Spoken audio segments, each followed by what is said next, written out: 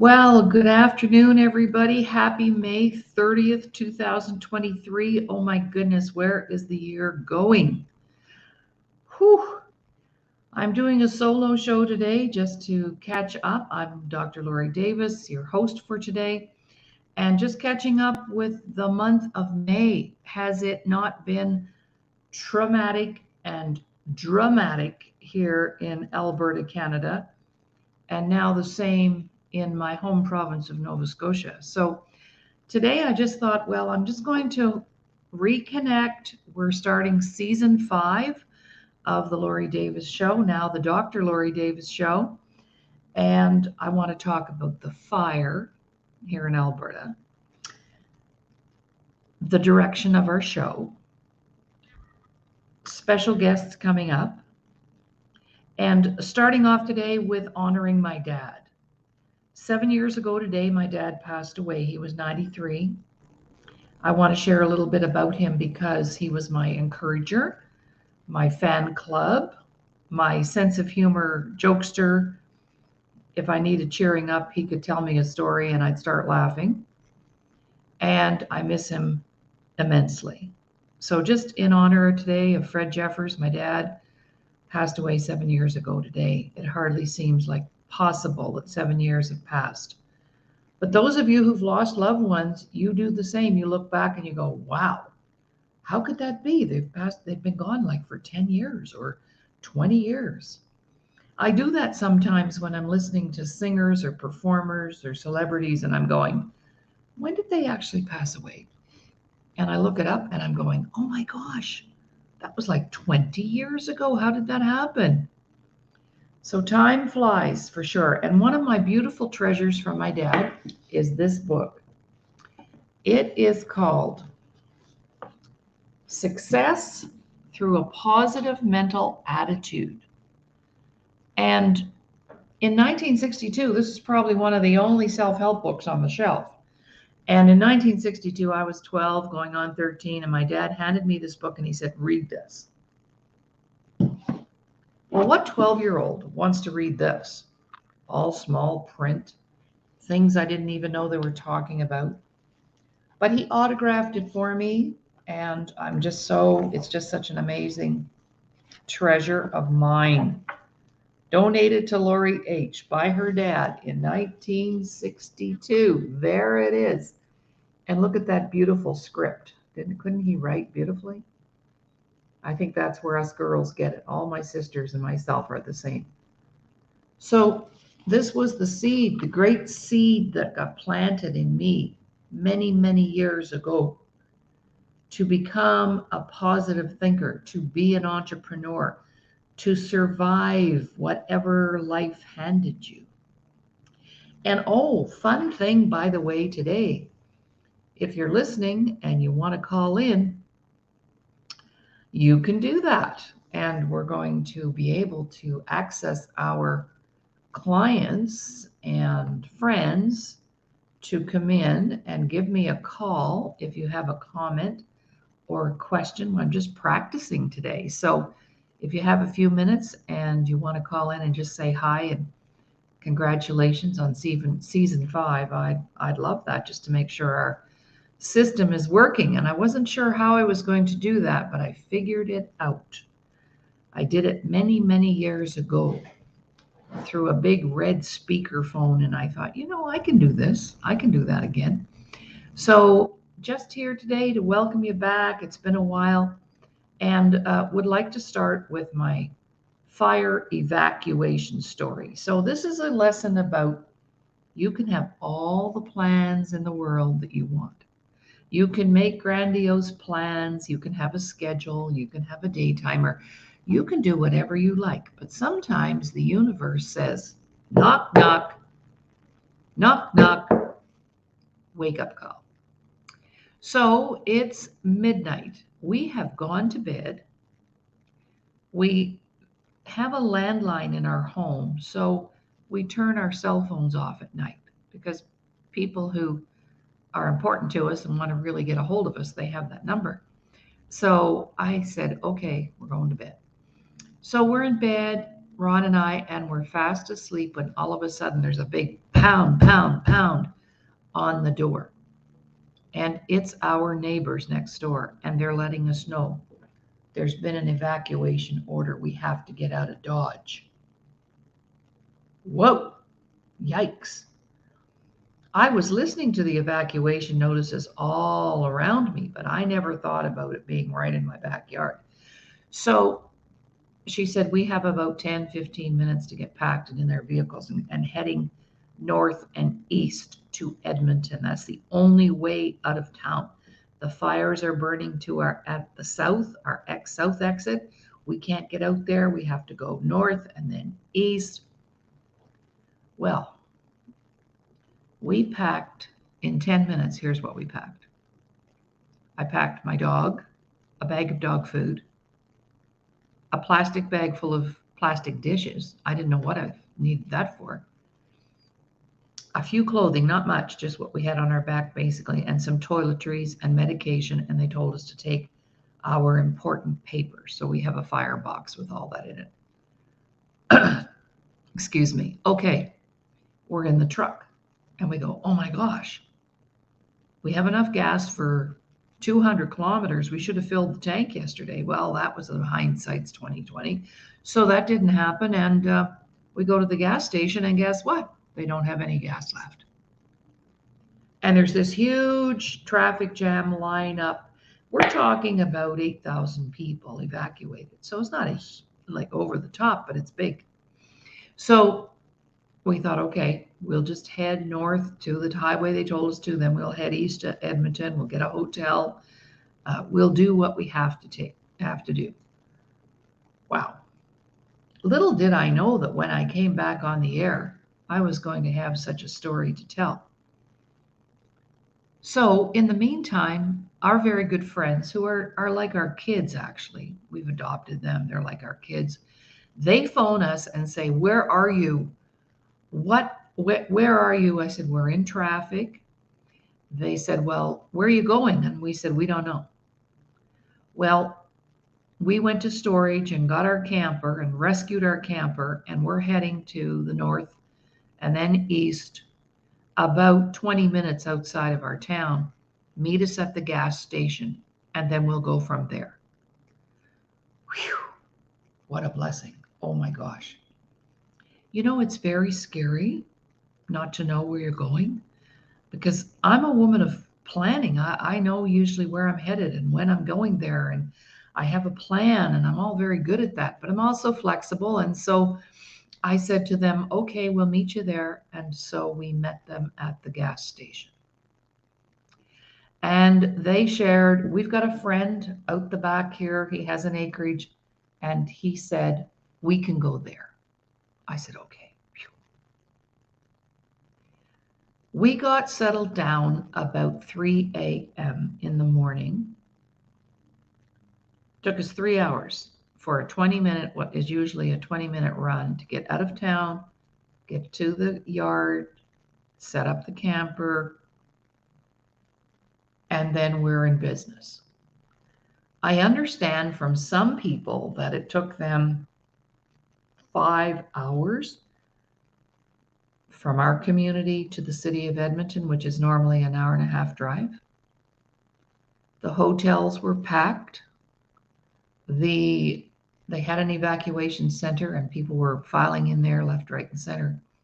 So even though the next morning I woke up and I did not know even where I was, couldn't tell you. My nephew phones first thing in the morning, like 6:30. He says, where are you? What do you need? Do you need gas? Do you need food? Do you need money? What do you need? And I said, honey, right now, I do not know where I am. Probably for the first time in my life, I have no clue. We're in some guy's yard and we have no idea who these people are. And we've got our dog and our kids that we're staying with, our friends. They have 3 dogs. So there's 4 dogs and 4 adults in a camper. Wow. I have not been camping for 30 years, and now I know why. Whoa, whoa, whoa. But we didn't have anything. I took a bit of food, nothing much, just what I grabbed And so the next morning we headed to the nearest center where we could purchase some supplies, toothpaste, deodorant, groceries, whatever we needed. So it was a what I would call traumatic event. And the 2 weeks that we were there, almost 2 weeks to the day, we just worked at making it through each day. We had very little cell service, some internet, not excessive. And of course, Laurie would have to run down to the office and grab her laptop. I don't go anywhere without that. So I did have that. But it was 2 weeks of business planning that just went in the toilet. And not to mention the people in the community who everything was shut down. Everything, every bank, every grocery store, every gas station. And we're going, wow. And we're not allowed back in. So our next concern, of course, was how close is that fire? And after the fire concern, where are the looters? Because when there's a tragedy like this, that just opens the door for criminals to come in and steal your stuff and destroy and be destructive. So that fire, I did not realize how close it was to licking our doorsteps until a week ago Sunday. We took a drive down to the fire scene where it had been burning. And I will tell you, if you have a 2 or 3 lane highway in front of you, you go down to the south side of the town, there's a highway that goes left or right, 3 lanes, and those flames were on the other side of that highway. So we're not even talking yards or kilometers or miles, we're talking feet away. And of course, when you're in the bush and you're thinking and overthinking and worrying and stressing, you're going, okay, what am I going to have to go home to?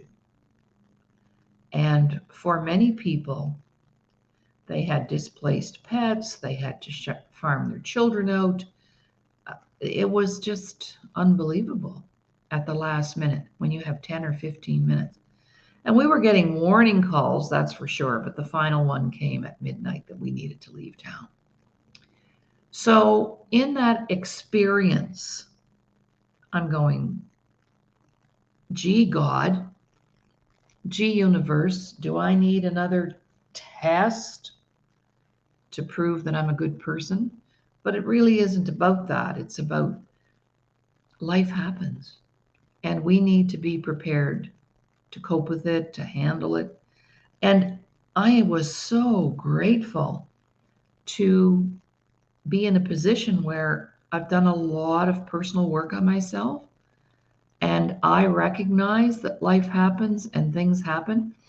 And so my reaction was not as, let's say, dramatic as most people, because I knew as long as I'm safe, I'll get out of this. For some of us, we had different situations going on. You know, some people couldn't get back into town to go to work. Some people, we weren't able to readily access some money or bank accounts because the banks were closed and we had little or no, internet access. So it was really tough, but we made it through. And eventually things opened up, and 2 weeks later, we're back home. But I am imagining that everybody who's back home, I had 2 big trips planned for the summer. I was going to go east to visit my mom, and I was going to go to Atlanta, Georgia to receive my honorary doctorate degree, and I canceled both trips. The trauma from that, when I got home, I was not doing too well for about a week. My husband was sick as well, Ron, because the body was letting go of all the stress we were enduring at the time. And when you're surviving, when you're in survival all the time, you don't acknowledge that your body is in stress, because the only thing we're focusing on is how are we going to stay safe? How are we going to make sure we're fed? Um, Animals are taken care of. We take care of each other. And it was just really extremely stressful. And because I recognize, because of the work I do, I recognize the signs of trauma, stress, whatever, I was able to handle it as I moved through it. And then when I got home, I crashed. But I gave myself permission to rest, to take it easy, to do whatever I had to do to recover.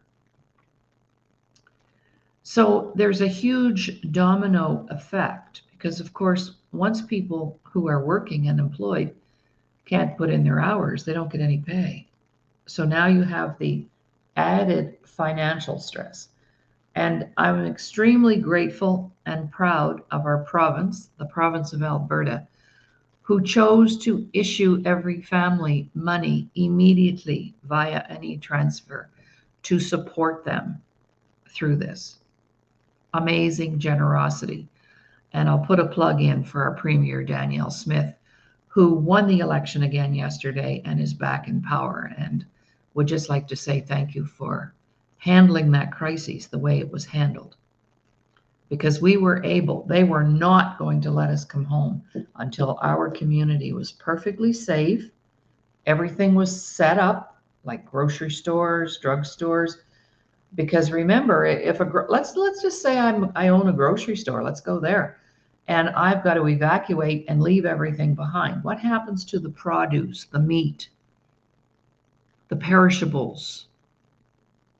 Money down the drain.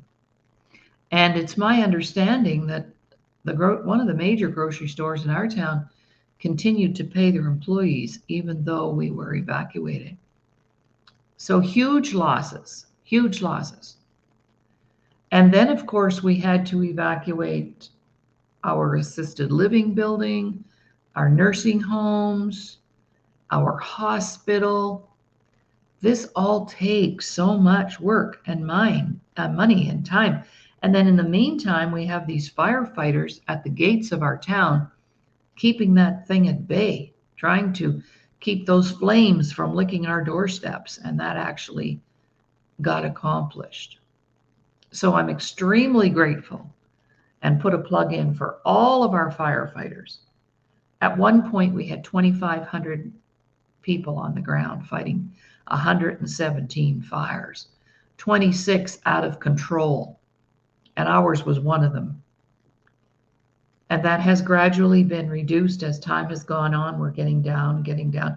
But this early in the season to have wildfires, we're not prepared. We expect this late July when things start to dry up and there's campers and campfires, and this came as a shock. So now my home province of Nova Scotia is experiencing the same tragedy and trauma, and they've actually lost homes. Subdivisions have burned down, and it's really, really, really scary. So just saying how grateful we are to be safe, to be alive, to be back on the air, to be doing all the things that we normally take for granted. Then came the smoke. We're home, but now there's the smoke. And the air quality is toxic and dangerous, 10 plus in the city of Edmonton alone. And then where does that leave all of our people who are compromised with lung disease, COPD, asthma, allergies, and the pollen is just ripping through the air like you can't believe this time of the year.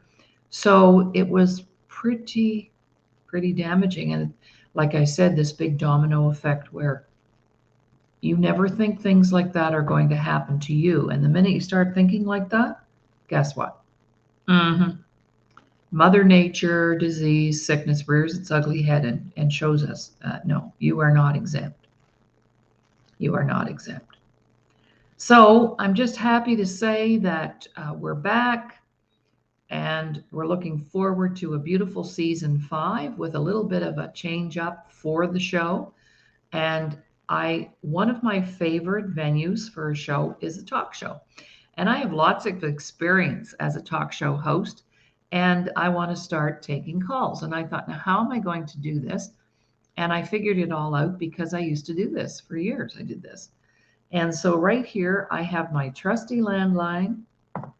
And if you want to talk to me, I have my microphone right here. We've already tested it. You can call me at 825-420-2011, and we can chat about whatever it is that you'd like to talk about. And today I have very few and limited guests because guess what? My next tragedy. Well, this happened before the fire. Oh, what about those Facebook hackers? Isn't there something they can do about that?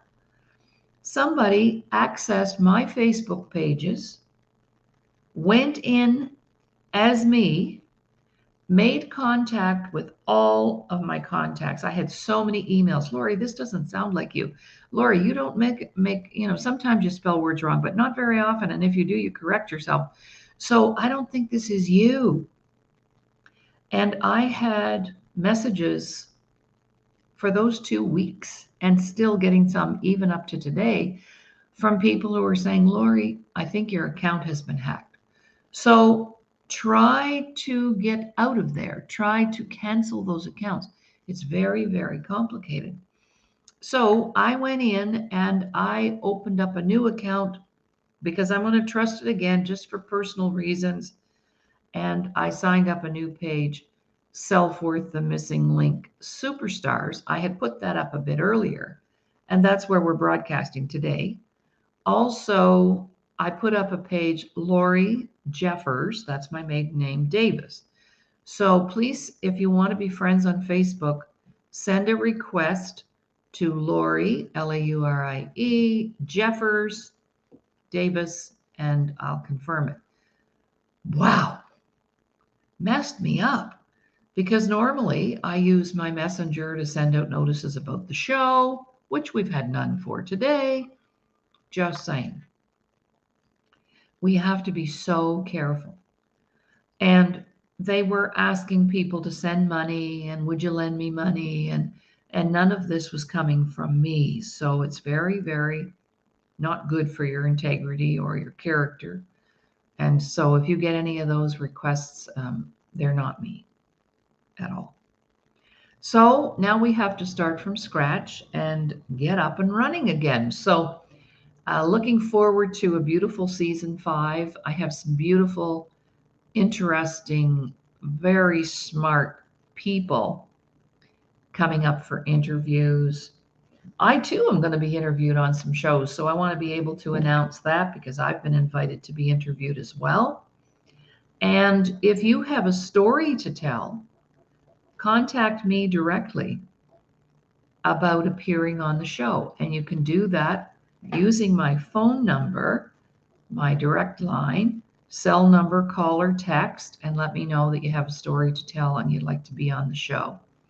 And of course, presently we are broadcasting live on E360 TV, our beautiful network that records, archives, saves all of our shows. And you can go in there and watch the Laurie Davis Show anytime you like. So we are also on YouTube, and that's a cool thing too. Just search the Laurie Davis Show and all of our YouTube. And some of those YouTube productions are older. They're when I was on the radio or with another network, which is all good stuff and not a problem there at all. Because once stuff goes on the internet, it stays there forever. Just saying. Just saying. So today we're launching season 5. On this coming Tuesday, I have a new co-host. His name is Ramin Modiri, and he and I are working on a huge project, and we've been working on this project for months and months. And we have a project called Health and Wealth for the Next Generation. So I will be co-hosting a show once a week with Ramin in the area of health and wealth. And the reason for that is he's done a lot of research on what we need to be doing right now in the world, and so have I. And the 2 areas that cause the most stress for people our health and wealth. And trust me, this recent evacuation and anybody else who's going to be evacuated, the health and the wealth will be challenged. And so we are in a very timely position in terms of producing that product. It's called 100 Shades of Prosperity. And it's actually 100 workshops, 2 a week. And we talk about wealth and health. And Ramin has 38 years of experience with every financial designation you can imagine to talk about investment strategies and how to manage money and how to think outside the box. And then my part will be around emotional wellness, self-worth, knowing you deserve it. It's going to be really great. I can't wait. I can't wait. So I'll be interviewing, I won't be interviewing Ramin. He and I will be doing a show on Tuesday. So what are some things that Laurie has learned in the last month? I could go on for weeks about that because I embrace every situation as a gift. I think of it that way. I go, it was traumatic. It was hard. We're seniors. You can't think of everything all at once. We took stuff that we didn't need and we eliminated things that we needed, like Ron needed a razor and he didn't pack it. It was hilarious. When you get there, you look at what you packed and you go, what am I doing? And I thought, wow, yeah. You pack a toothbrush, but you don't pack any toothpaste? Like, really? Because when we're in panic mode, see, what happens when a situation arises or we get that phone call, that unrealistic phone call, or maybe you don't even get a phone call. I texted family and friends and told them we were being evacuated and never heard back from them. Like, who does that? Oh, I learned so much. And what I've learned, I already knew it. This was just a huge reminder of what I didn't know or I didn't remember, right? So the first thing you do is you notify all your family and your friends and you let them know where you are. Well, I didn't even know where I was. I just knew that I had been evacuated and I had 10 minutes to get out of the house with the clothes on my back. So I texted, family, friends, people close to us. Oh my God, what a revelation. The people that I thought would call me and invite us to come and stay there never even got back to us. So what does that say? That says, well, family may not necessarily be bloodline. The next morning at 6:30, I had a call from my nephew, his family. He said, what do you need? Do I need to bring jerry cans with gas? Do I need to bring food? Do you need money? What do you need, Auntie? He was the first person to get back to me at 6:30 in the morning. Then people that I least expected sent donations or called me. My mom called me probably every other day. And if she didn't call, I called her. So the first thing I learned was not to have any expectations. And I already knew that. I know that. I know I'm smart enough to know that you can't always count on that. So you see, when things are going well, here's what I do know. When we had a big property and we had lots of money and we could give and host and feast and treat, we had lots of friends. It's kind of like an alcoholic. As long as you're drinking, you have friends. And then the minute we decide to not drink anymore, we don't have any friends anymore. And I have talked to many clients who've gone through that. The minute you give something up that doesn't sit well with someone else. So that's the first thing I learned. And I walked away from that experience. I already knew the situation and knew what it was. I was pretty much sure who I'd hear from and who not. But there were a few shockers in there. Because I am of the opinion that if, let's say families are so dysfunctional, And I want to talk about that too, what we came up with during our stay. But everybody has families that are dysfunctional. But when there's a tragedy, a death in the family, or like what we just experienced, a car accident, a fire, that's when most people bypass their personal feelings and just want to be of help, of service. And you forget about, oh, we weren't talking, or gee, you made me mad last week, or I can bypass all that. If anybody called me tomorrow and I had something that they needed, and we weren't even good friends, I could deliver it. It's just the way that we are.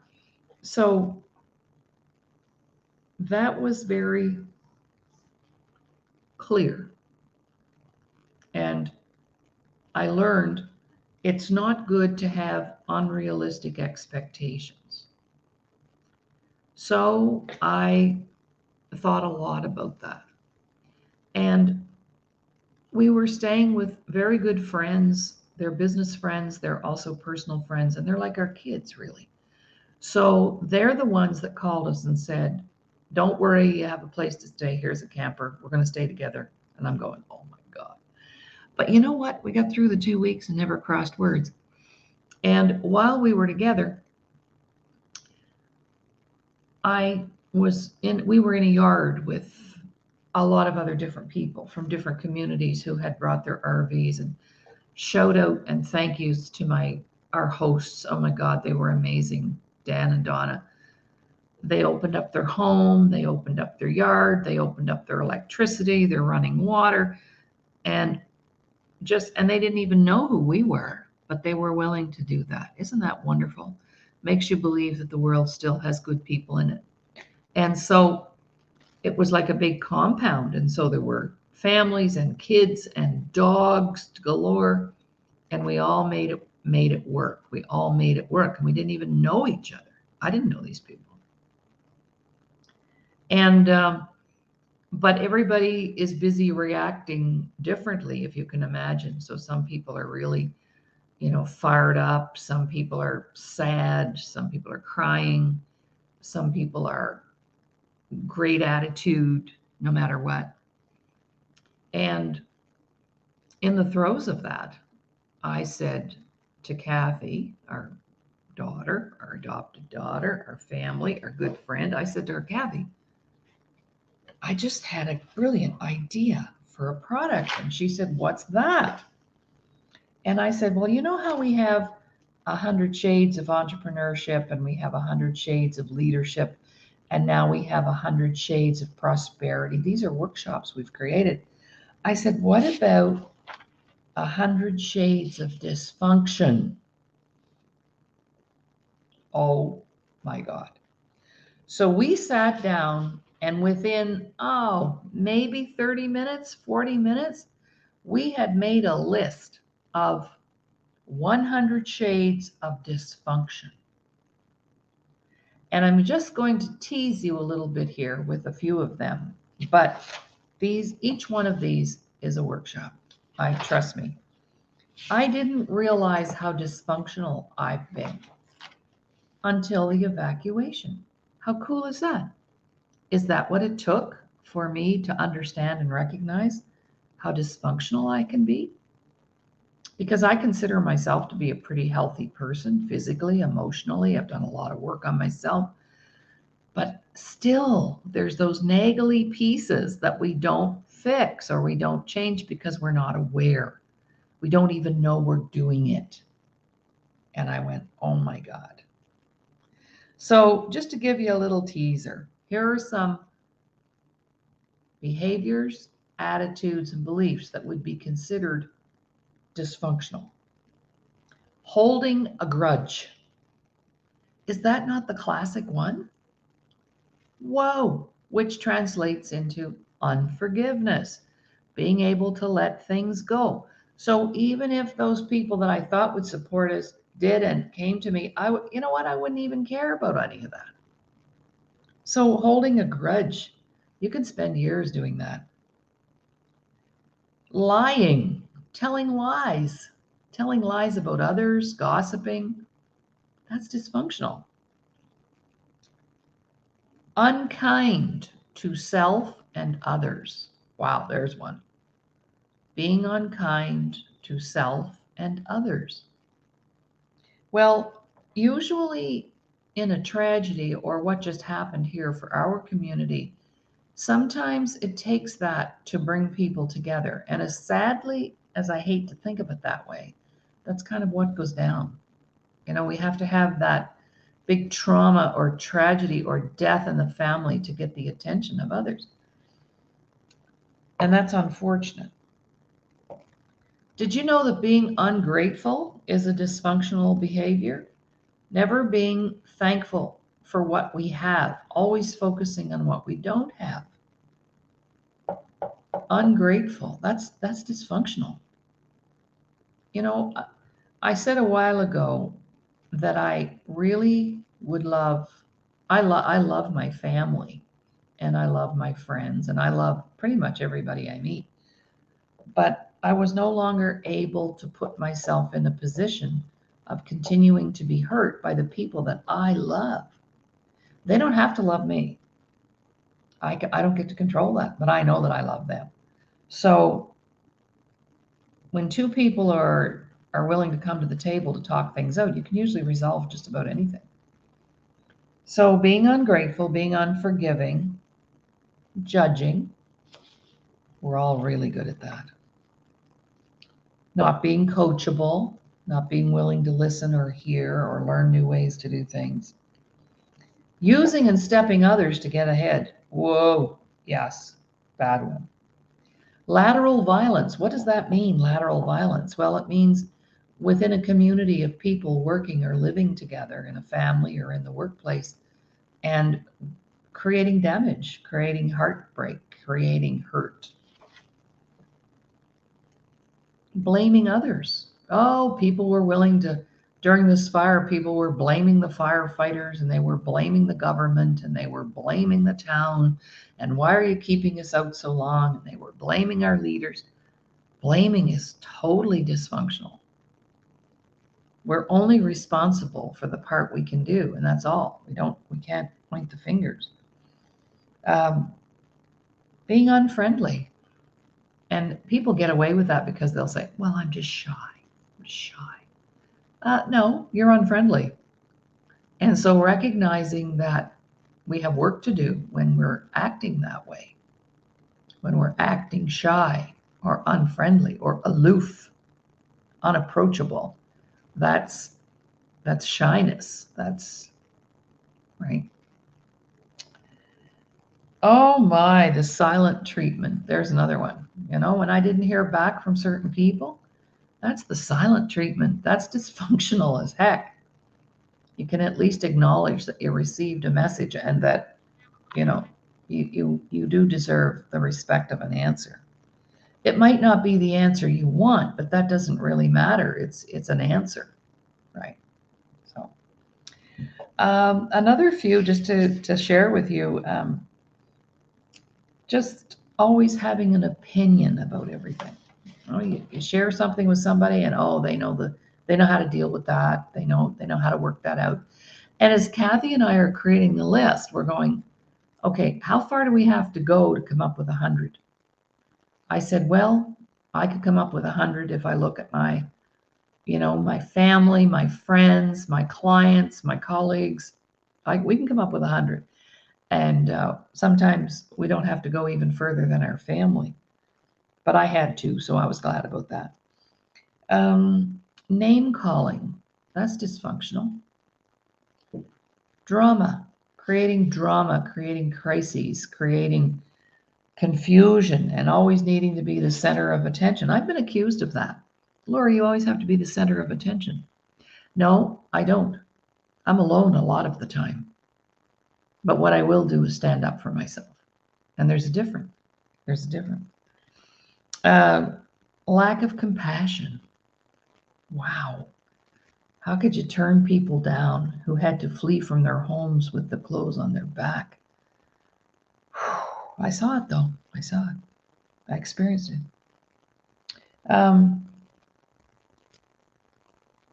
disconnecting from myself, not looking in the mirror and not loving what I see or who I see, and just being disconnected from my beautiful self. That's dysfunctional.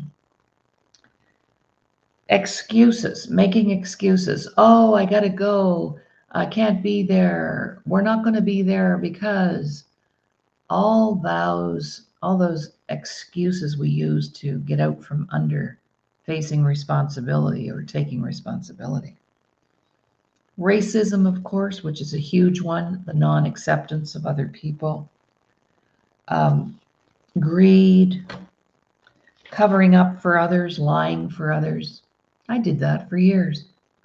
I lied for my family. I lied for my husband. I made excuses. We'd be having a family gathering and my husband wouldn't want to go, and I would go and say, oh, he had to work. I made excuses. That's dysfunctional. All of our addictions, of course, total dysfunction. Being somebody's doormat, letting other people treat you like crap, that's dysfunctional. And the list goes on and on and on. So you'll be hearing more about that. And there are things about us that we don't even realize what we're doing that are totally dysfunctional. And even though dysfunction has the word fun in the middle, it's not fun. It's not fun at all.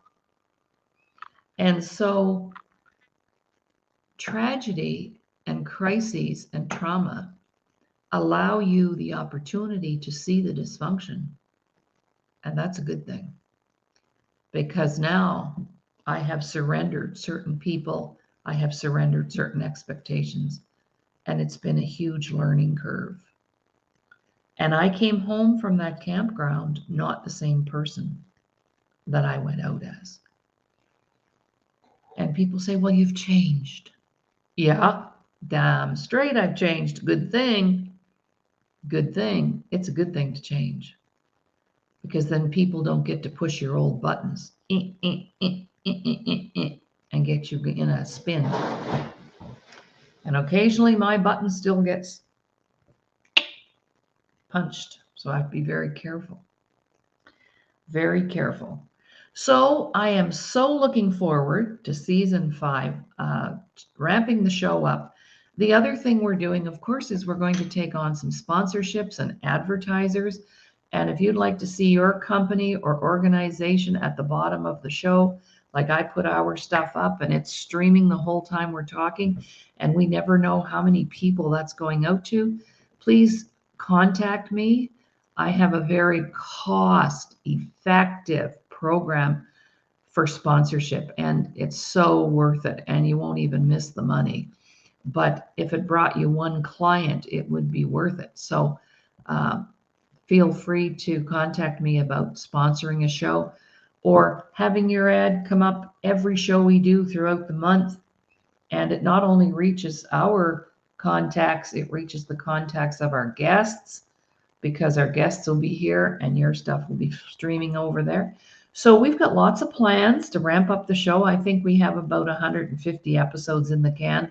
So we're good to go for another 150. And I'm really excited about season 5.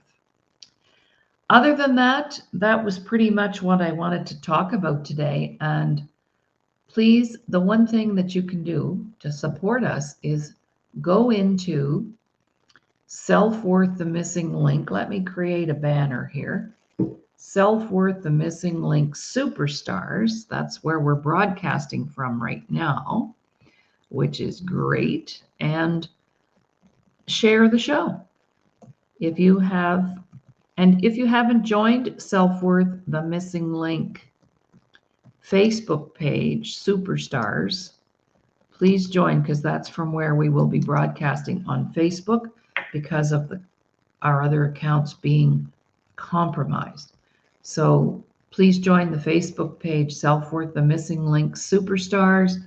That's our Facebook page where the show is being broadcast from right now.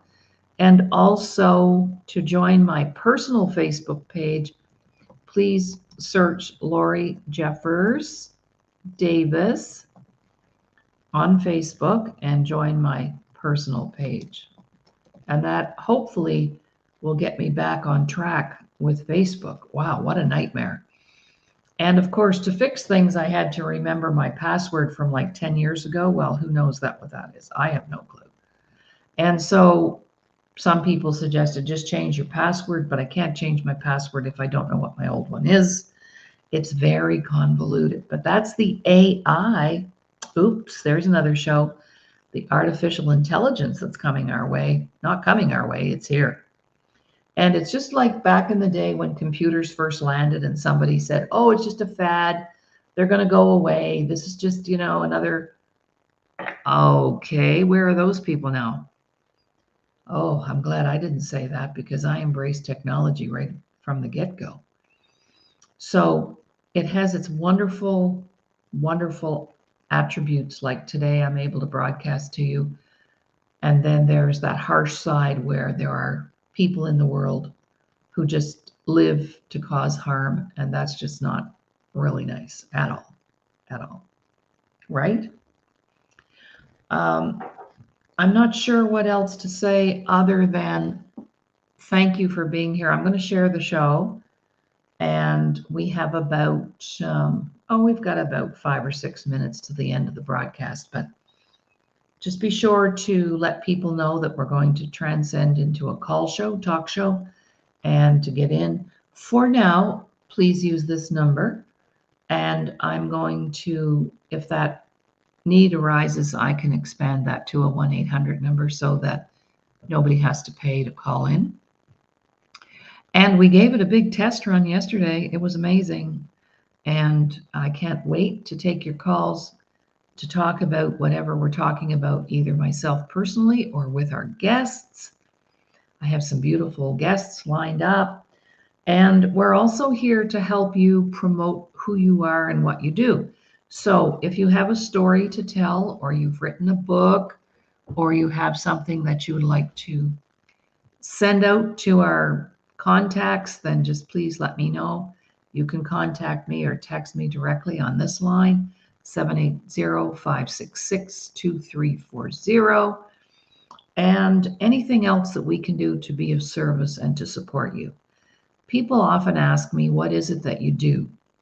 Well, we deliver a series of educational workshops that have been specifically designed to support you with your healing, your learning, your personal and professional development. And we have products, programs, and services for adults, youth, and young children. So I'm really proud of what we've managed to create, and we've been highly creative this last year, and we have lots of wonderful services that we can provide.